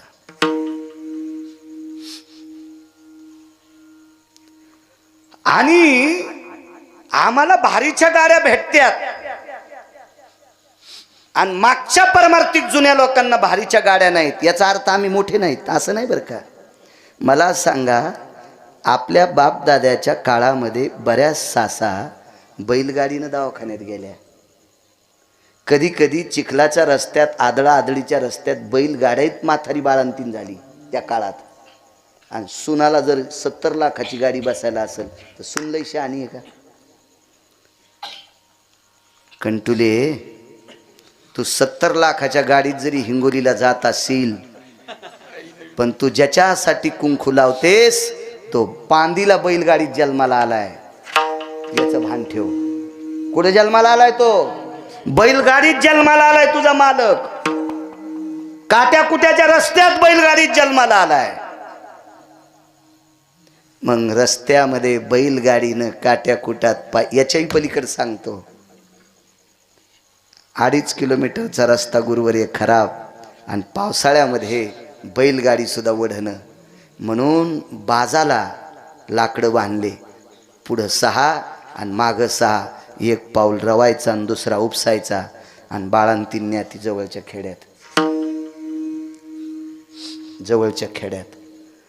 आणि हे चिखलावर खांद्यावर बाज घेतल्याच्या नंतर वरून लेकराच्या रडण्याचा आवाज आला. म्हणजे खांद्यावर बाई बाळंतीण झाली चिखलात. आणि ते पोरग कलेक्टर झालं. आता ह्या कलेक्टरची बायको झिपरी लई शहाणी, काजीनं बाजावर कलेक्टरला जन्म दिलाय ती शहाणी. जुन्याला कसं विचारता येईल महाराज? नाही सरता येईल जुन्यांना. मोठ्यांचा जे अपमान करतेत का, ते हरामखोरायचा दिवा लय दिवस चमकतच नसतो. विठाला विठाला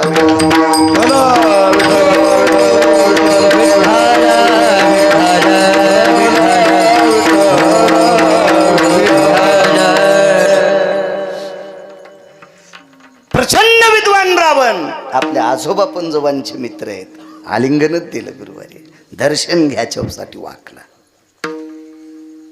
जामोंताला बसायला खुर्ची टाकली पण बसले नाही, नको म्हटले.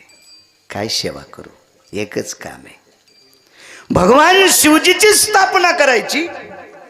आणि भगवान शिवजीची स्थापना करण्यासाठी पुरोहित नाही. रावणाने विचारलं ठिकाण, समुद्राचं तीर आहे. रावण म्हणला समुद्राच्या तीरावर आमच्या गावाच्या जवळ रामेश्वरान भगवान शिवजींची स्थापना करायची आणि माझ्यासारखं पुरोहित असताना तुम्ही नाही म्हणता. जामवंतजी तुम्हाला काही लक्षात ठेवा ना, मी आहे ना, तुमच्या मित्राचा नातू आहे ना, मी तुमच्या मित्राचा पंतू आहे ना, मी मला येतं ना पौरोहित्य, मी ब्राह्मण आहे ना, माझं नाव विसरलात का. रावण प्रेमानं इतके शब्द बोलत होता. जामवंतजीच्या डोळ्यातून पाणी आलं. लंकेश, तुमच्यासारखं पौरोहित्य कोणाला येणारे राजे हो, पण अडचण एका गोष्टीची आहे, स्थापना शिवजींची आहे पण यजमान मर्यादा पुरुषोत्तम रामचंद्र आहेत. आता रावणाचं तोंड पडलं खाली. रावण म्हणलं आगाऊच काम झालं, आपला विरोधक यजमान, पण पूजा शिवजींची आहे आणि यजमान विरोधक रामचंद्र आहेत. महाराज, मोठी माणसं मोठी असतात. रावणानं सांगितलं जामवंतजी माझ्या आजोबा पंजोबाचे तुम्ही मित्र आहात आणि माझ्या अंतःकरणाच्या देवतेची स्थापना करायची. अंतःकरणाच्या देवतेची. गुरुजी एक लक्षात ठेवा, म्हणजे तुम्हाला शिकवायला असं नाही का, मायकायला ऐकी तुम्हाला शिकवायची, पण आपल्या वारकरी संप्रदायाचे संस्थापक अध्यक्ष कोण असतील तर भगवान शिवजी आहेत. आपल्याला त्यांच्यामुळे भजन करता येते. हा पक्वात त्यांचाच आहे, पक्वात त्यांचाच आहे. वारी सुद्धा त्यांचीच आहे. मला उद्याचं कीर्तन मागत होते तुम्ही, पण महिन्याच्या वारीला असतो पंढरपूरला, त्याच्यामुळं मग इथलं कीर्तन करून मग कधी जायचं. दशमीला संध्याकाळी रस्त्यात कुठं असलं ते एखादं कीर्तन करून तिकडची तिकडं जातो, पण इकून जाऊन मग दूर होतंय. त्याच्यामुळं मग आजचं मागितलं, नाही तर उद्याचं जास्त विकासराव मागत होते. माफ करा, त्याच्यामुळं दिलं नाही उद्याचं. ही जी वारी आहे ना, ही शिवजींचीच आहे. संप्रदायातलं जे जे आपण भोगतो का गुरुजी, ते सगळं शिवजींचं आहे. एका जनार्दनी वैष्णव शिरोमणी महादेव, शिरोमणी महादेव, शिरोमणी महादेव.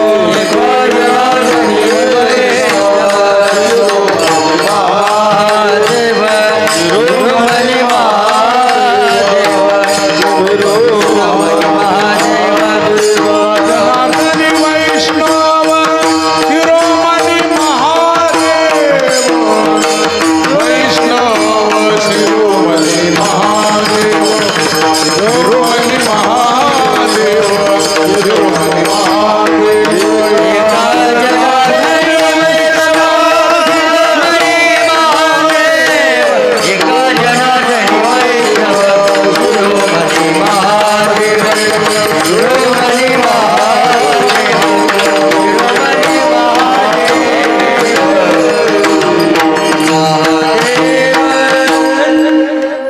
पैठणच्या मालकांचं वाक्य, शिरोमणी महादेव. आणि रावणानं सांगितलं माझ्या अंतःकरणाची स्थापना आहे. यजमान कोणी असला तरी हरकत नाही, पण पौरोहित्य मी करणार. दुसरा प्रश्न पडला, लंकेश पूजेचं साहित्य काय लागेल? आता मागच्या वेळेस जे कार्यक्रम केला इथल्या लोकांना माहीत झाला असेल, खारका किती, वाट्या किती, सुपाऱ्या किती, बदाम किती. बाबा आपणही वरी रामचंद्राची स्थापना केली मागे लॉकडाऊनमध्ये. मी आलतो त्या कीर्तनाला. लॉकडाऊनमध्ये पहिलं कीर्तन हिंगोली जिल्ह्यात बाबांच्या तिथं झालं, पहिलं कीर्तन. तिथं यज्ञ हवन विधी आदी करून सगळं काय होतं. सामुग्री तर लागणारच नाही. जामवंतजीनं रावणाला विचारलं, लंकेश सामुग्री काय? मोठी माणसं किती मोठी असतात आता लक्षात घ्या. रावणाच्या विद्वत्तेला कस लावा. रावणानं सांगितलं, गुरुवर्य जामवंतजी, आजोबा पंजोबाचे मित्र आहेत प्रकाशराव. गुरुवर्य जामवंतजी, ज्याचा यजमान जंगलात आहे, ज्याचा यजमान वनवासात आहे, ज्याचा यजमान पराधीन आहे, त्याच्या पुरोहितानं सामुग्री न्यायची. काय विद्वत्ता असेल हो.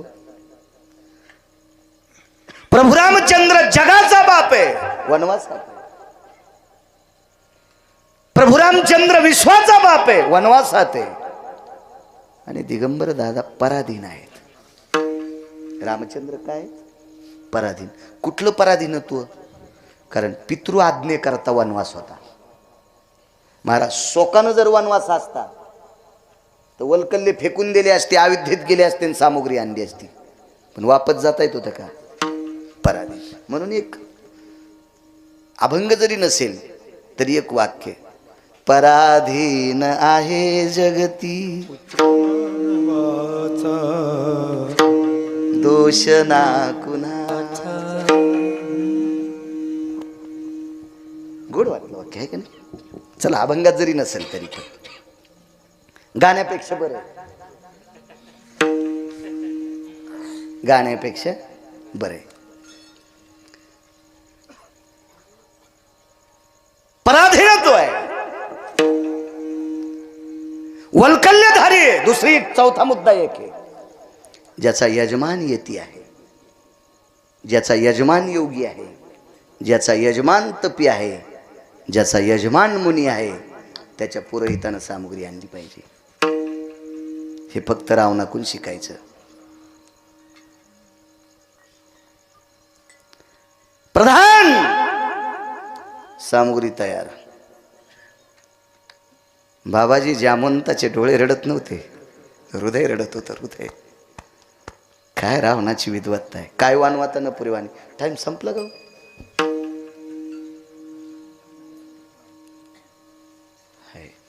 9 मिनिटं बाकी आहेत.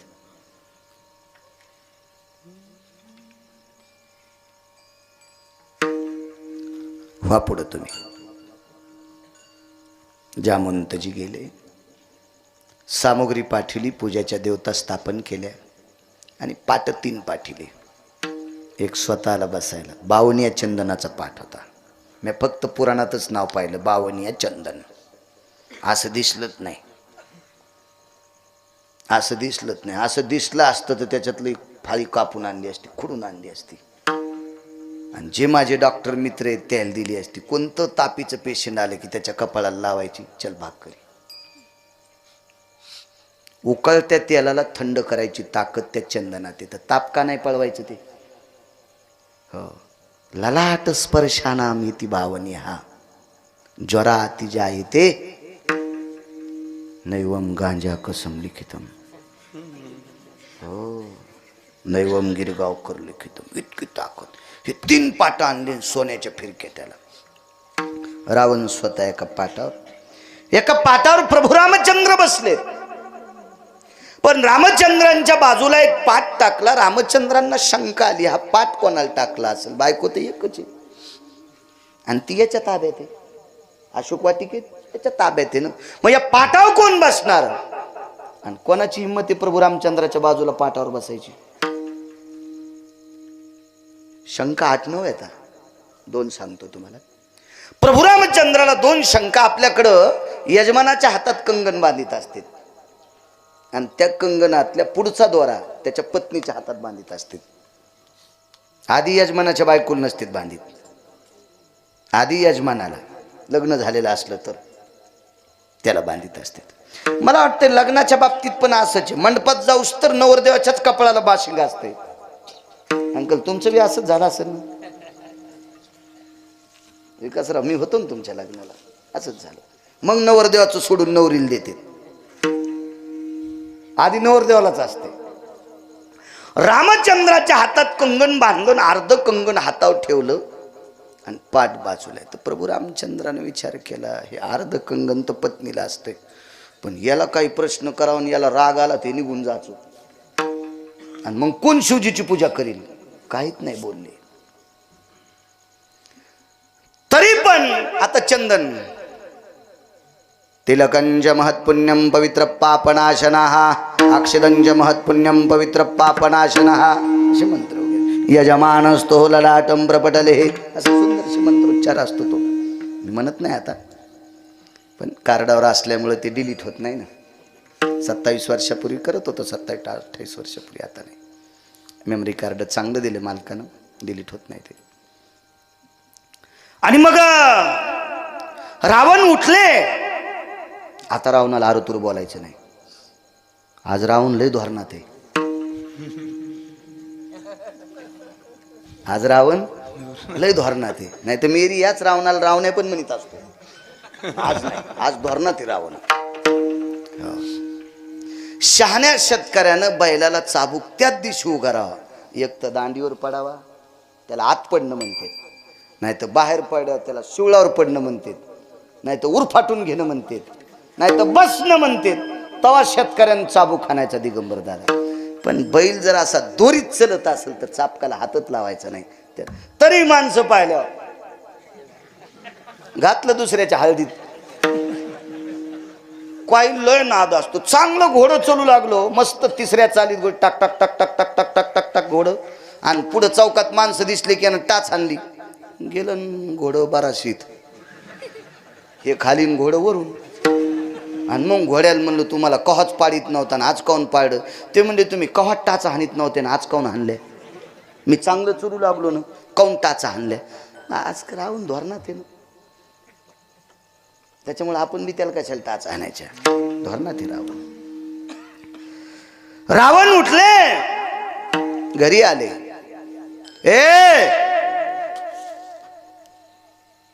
असं पण नाही म्हणलं, नुसतं पाहिल्याबरोबर वाकत वाकत एक पत्नी आली. काय तुम्ही 6 जणी विमानात बसा, अशोक वाटिकेत विमान घ्या.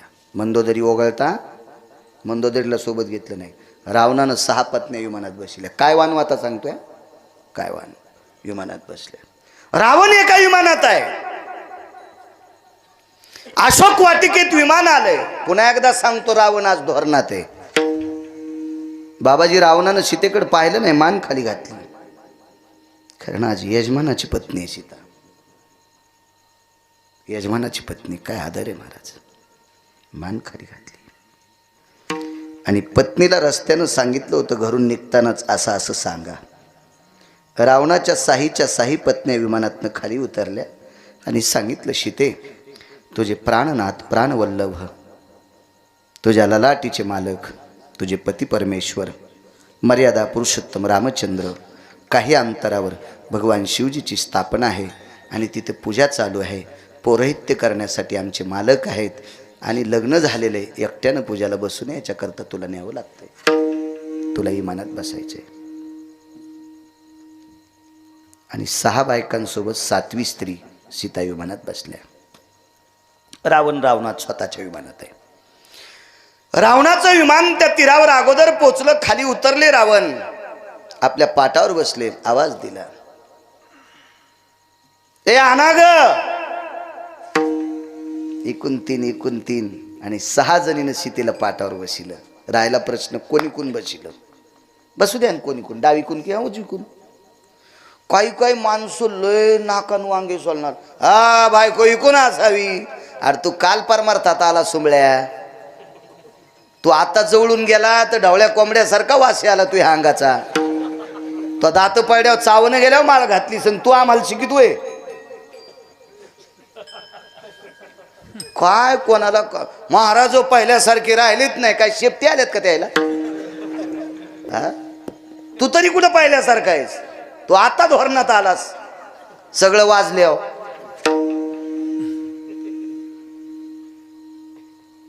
तेव्हा एखाद्या पुरोहिताला, एखाद्या विद्वानाला अपमान तर करायची आपल्यात ताकद नाही, पण माहिती नसणारी गोष्ट शिकवायची सुद्धा आपल्यात ताकद नसते.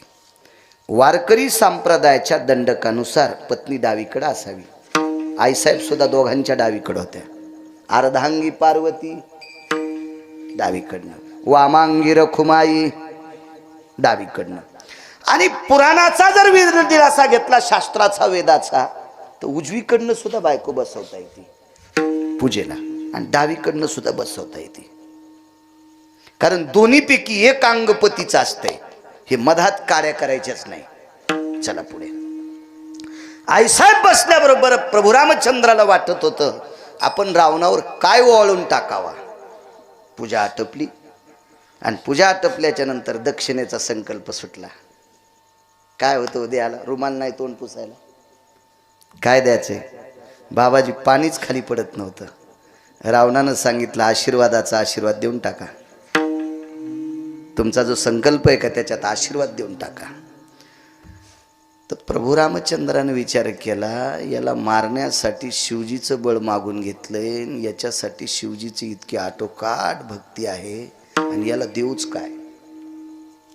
आणि ज्या शिवजीची स्थापना केली त्या शिवजीनं 7 कोटी घराचं गाव सोन्याचं दिलंय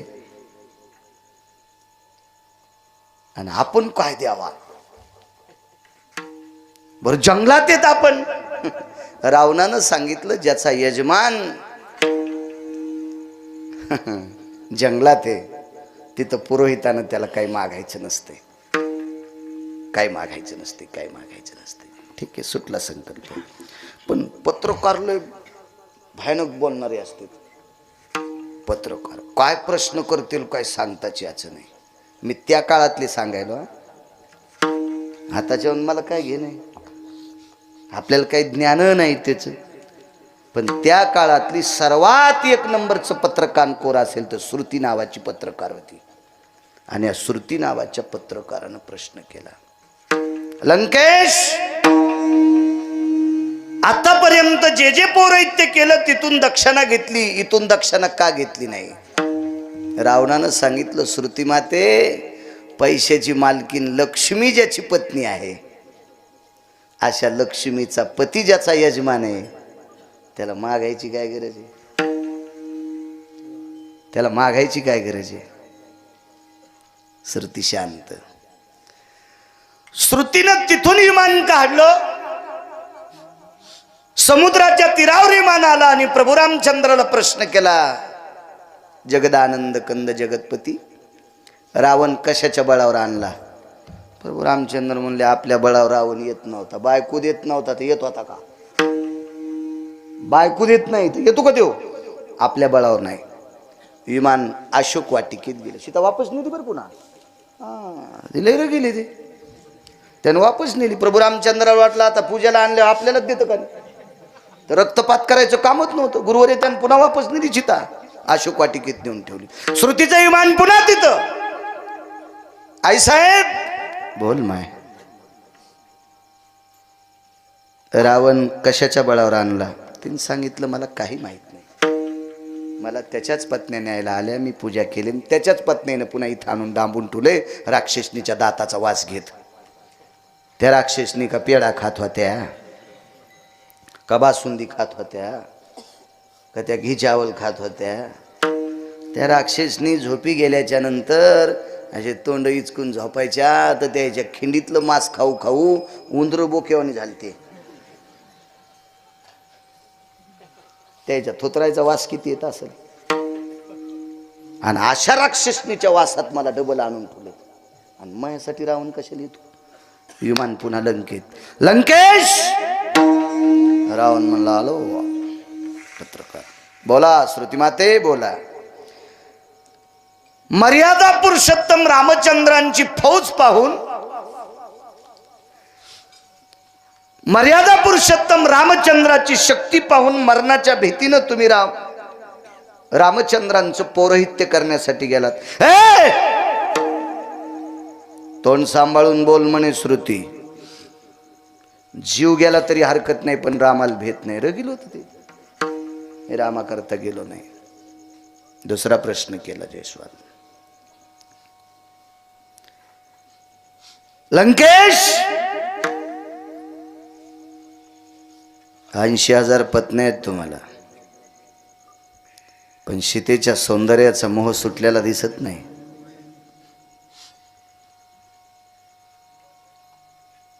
घोंगडेच ना आणणं तुमचं यजमान. घोंगडे पैनिक. 80,000 पत्न्या आता, पण सीतेचा मोह सुटला नाही वाटतं. एवढं सौंदर्य आहे सीतेचं, आणि त्या सौंदर्याला भळभळून तिच्या मालकाचं पौरोहित्य करण्यासाठी गेलात.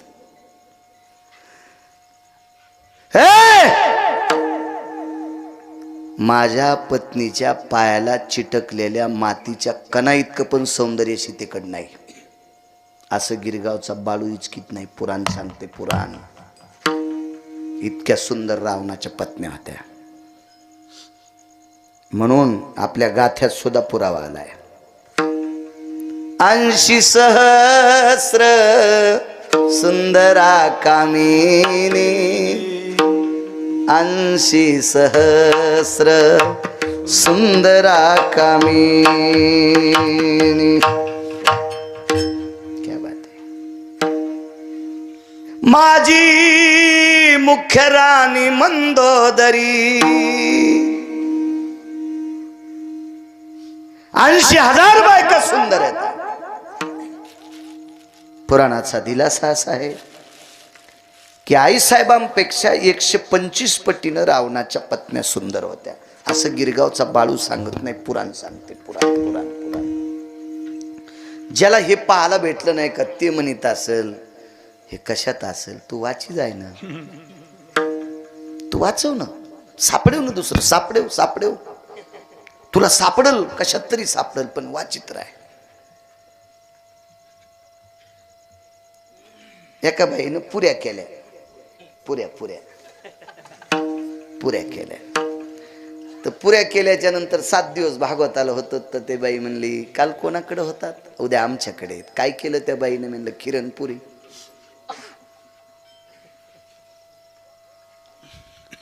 त्या बाईनं दुसऱ्या दिवशी करंज्या केल्या.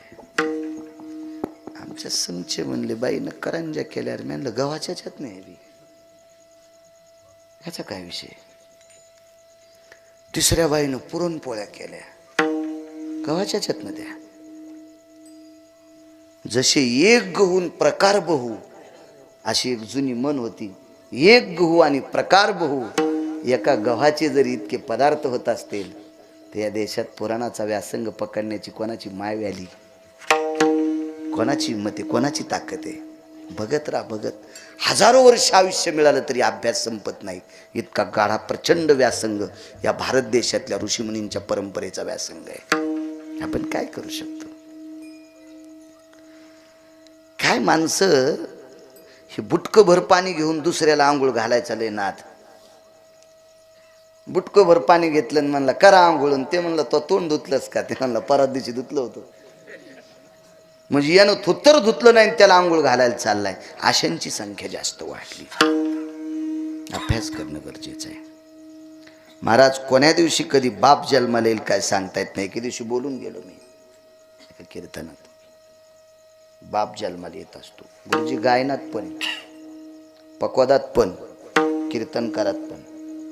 कारण कव्हा बाप जन्माला येईल काय सांगता येत नाही. कारण इतकी प्रचंड विद्वत्तेचा व्यासंग झालाय. अभिमान करायचाच नाही. मला लय वाजिता येते, मला लय गाता येते आणि मला लय कीर्तन सांगता येते. मुकाट्या बसकंटुल्या लय झाकलेले हिरे येत ते उघडे पडले ना तर तुला बायको पशीच गप्पा आणावं लागते. मुकाट्या बसले येड्यावानी करू नको. त्याच्याकरता आपण अभ्यास करणं गरजेचं आहे. अभ्यास करणं गरजेचं आहे. एक पैलवान कोणी दिसला की असंच करायचा, दोंडत थापटायचा. बाया दिसल्या तरी बी. एक बाई म्हणली फसक्या तू मयाव काय दंड थापटी तू, अजून पिवळा झाला नाहीस. ज्या दिवशी हळकुंड अंगाला लागन ना त्या दिवशी दुमता तिमता होशीन आणि बाजाराला फिशू घेऊन पळशीन. बाया दंड थोपटी तू हे रे सुंबळ्या. ह्या पण ते पैलवानकीचं गर्व. असंच एक नातू होते एका म्हातारीचं पैलवान होता आणि तिथे गेलं. ते पाणी देऊ लागलं हळदीला. हळदीला पाणी देऊ लागलं आणि म्हातारी भाकरी करू लागली. पैलवान कुठे? हळद भिजवायला गेला. का येईन? लाईन गेल्या. तवरक पैलवानीच्या घरीच बसलेला, ह्यो घरी आल्याला दोंडत थापटू लागला. ते म्हणलं मी तर 9 क्विंटल बदाम खाल्ले तर आणि हळद भिजवायला असा कुठं पैलवान असतो का? समजायचंच नाही मी कोण्या गाडीत आलो. काहीच नाही. कधी कधी रेल्वे डबे वाजणारे पण आपला गर्व जिरू शकते. हो, रेल्वे स्टेशनला वडापाव मागून खाणारी बाई भारतात गाजली ना. हो, भारतात गाजली. तिनं मोठ्या मोठ्याची जिरिली ना. असं कधी समजायचंच नाही मी काय म्हणून. अरे लय मोठं आहे जग. हो, 5,000 रुपये पण डायरीच्या पुढून ठुले. आणि ज्याच्या घरी गेला त्याचा रोजदार आहे. आणि 5,000 500-500च्या नोटा पुढून ठेवल्या. बेकार चोट कुठला. आणि भाकर तर त्याच्याच घरची खाऊन आलाय आणि त्याला 500-500च्या नोटा दाखवायला. किती मूर्खपणा येऊ. बर बर बर. म्हातारी म्हणली जेवा. तसे चालते बोंबले बिन भाकरीचे. बसले खाल. तिनं पत्राळे ताट टाकले आणि बंदी भाकरी नशीबवान चुलीवरल्या भाकरी आणि कोरडी भुरकी. शेतकऱ्याचं घर होतं ते. हे येतं ते नाही, ते येतं हे नाही. किती लोक दाखवायचे इथं बसलेले ना. आजोबा पंजोबाला विचारा. एरंडाच्या पानात हिरव्या मिरच्या गुंडाळून इस्त्यात ते पुडा टाकायचा आणि मिरच्या अशा भाजल्याच्या नंतर मग भाकरी संग खायच्या. कशाचं तेल आले प्रकाशराव. ह्या परिस्थितीत आपल्या बापदाद्यांचे जीवन गेलेत. ऐका, म्हातारीन कोरडी भुरकी टाकली. पहिलवाना संघचा मित्र होता. संघचे लय शहाणे बाप्पा. अजून बी नवरदेवापेक्षा सोकोनेच हरामखोर. हो, मला टावेल पाहिजे आणि घरी कशानं थुत्तरपशी तू. आणि तिथे टावेल मागायला उचल्या कुठला. वजन आणतो तिथं. संघचे म्हणले आजीबाई तेल. म्हातारी म्हणली वाढ न रे. कळडी वाड्या होत्या, कळडी भाजून कळडी. ते म्हणले आजी या कळडी येतात ह्या घाण्यावर न्यावं लागत्या, त्याची आरड घ्यावं लागती. म्हातारी म्हणली बाप्पा आमच्या इथं सगळे कामात माणसं येतं. आम्हाला घाण्यावर जायला आणि आरडी घ्यायला टाईम नाही. ज्याला तेल खायचं का ते कळडी पिळीत येत. अशा कळडी पिळीत आहेत. पहिलवान म्हणला कळडी पिळणं आणि कसं तेल निघल. त्याच्या सोबत एक नवीन लागलं होतं. ते म्हणलं असं थापटीतून इथं घाल ना कळडी. ते म्हणला मुकाट्या बस ना. ते पहिलवानाला थापटीत असतात, कळडी कुठे पिळत असतात का सोंबळ्या. आणि ते म्हणलं मग ह्या घरी तर पिळूनच तेल काढतात. पहिलवान म्हणला मुकाट्या बस बाबा, चुकून आलो तर आपण रे बाबा. ह्या मथारीच्या नाताच्या नाही नादी लागायचे. मथारी जरी इतकी गुंगवायली तर नातू का असोल. तर ते एक जण असं टोचू तर म्हातारी म्हणली थांब दादा तुला तेल देते. त्याच्यात पात्रावरल्या कळडी घेतल्या आणि म्हातारीन पिळल्याबरोबर टळ टळ टळ टळ तेल निघलं. एका भाकरीचे 5-5च घास केले आणि पटकन गाडीत बसले. बुटाड तिथंच विसरले. म्हातारी म्हणली अरे बुट न्या ना. काऊन म्हणला आजी इतकी म्हातारी आहेस तर कळडी पिळल्यावर तेल काढ. तू हा नातून आम्हाला पिळल्यावर काय काय काढीन आमचं. हो त्याच्यामुळं कोणाला साधं समजूत नका या जगात. काळ विचित्र आहे. असं समजायचंच नाही मी लय मोठा आहे आपल्यापेक्षा. कोणतरी एक जण म्हणला मी लय श्रीमंत आहे. तू कसं काय श्रीमंत आहेस. 1.5 कोटीचं घर आहे आणि 25 कोटीच्या घरात राहणारा भिकारी असतो का. आपल्यापेक्षा ते मोठे आहेत ना. आपल्यापेक्षा जर कोणी मोठं नसेल तर त्यानं म्हणायचं मी श्रीमंत आहे. अरे जग पडले. काय सांगू लागलो. रावण माझ्या पत्नीच्या पायाला चिटकलेल्या मातीची सुद्धा बरोबरी सीता करू शकत नाही. मी तिच्या रूपाला कसं बळबळन. मग श्रुती म्हणली रामप्रभूला भिवून गेला नाहीत, सीतेच्या सौंदर्याला भुलून गेला नाहीत. 65 खुर्च्या उतरून कधी न येणारा माणूस आज विरोधकाचं पौरोहित्य करण्यासाठी गेलात. याचं कारण काय तर रावणाचे डोळे पाण्यानं डबडबले आणि एकच सांगितलं सीतेच्या सौंदर्याला भुलून गेलो नाही, रामाच्या वैभवाला भुलून गेलो नाही. या दोघांचं भजन करणाऱ्या वारकऱ्याचं ऐकून गेलो. त्याचं नाव होतं जामवंत. महाराज लंकेचा राजा रावण भजन करणाऱ्या जामवंत म्हणजे अस्वल. अस्वलाच्या कुळात ऋषाच्या कुळात जन्माला आलेल्या वारकऱ्याचा शब्द मोडू नये याच्याकरता रावण पूजेला गेला. म्हणून मालक पहिल्याकडे